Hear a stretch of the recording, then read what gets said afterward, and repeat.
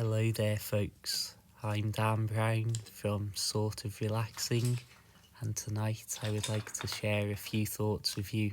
about one of my favourite features of narrowboat life, and that is of course the fireplace. There are a few things in life that truly live up to the stereotypical idealistic idea that we may have of them, and for me,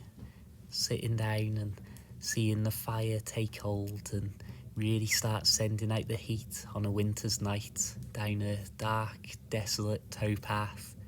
with the bitter cold of the winter surrounding you is certainly one of those few moments of life that lived up to what I had hoped it would be. And as you can see here, with the door wide open, which of course I wouldn't normally have if I wasn't filming this, you've got not only the dancing orange light of the flames that is reflecting around the boat, you've got the crackling of the wood as the kindling really is going wild here,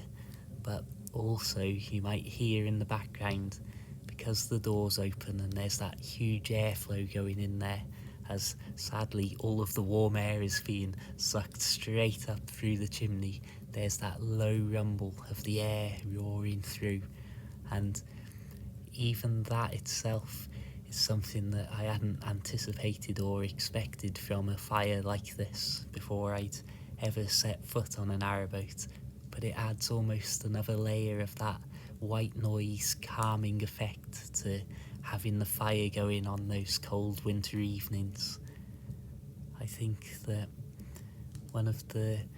other unspoken pleasant things about narrowboats and these traditional little fireplaces comes from not only being on the boat and experiencing the warmth and coziness firsthand, but also when I think of the many times that I've returned to the canal in the evenings after work or after visiting friends and family, and if there's other boats around, as I go down the towpath, either by boot or by bike, passing the other boats and smelling that traditional wood and coal fire smell, and the sight of that little wispy bit of smoke coming out before the fire's properly taken hold on some of the boats. And it's just that absolutely stereotypical traditional view of boat life during the colder times of year, living up to the expectation. Now, I will certainly say here though,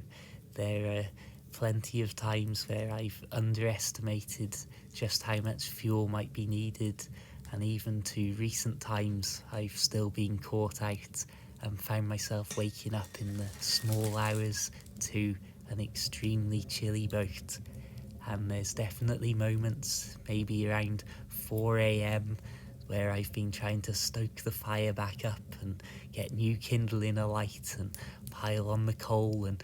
gathered there with my hands in front of the glass going, come on, just a little bit warmer before I go back to bed, where I may have felt less in love with the fireplace than I do right now. But overall, I'd certainly be happy with the trade I've made for some very chilly 4 a.m. wake-ups to all of the pleasantness, the calming, soothing, almost hypnotic effect that the fireplace can have in a small area like this. Thank you so much for tuning in, my friends. I'm about to leave you to enjoy the sights and sounds of a lovely fire on a boat on a winter's night. Have a wonderful evening, relax, and I'll see you again very soon. Farewell.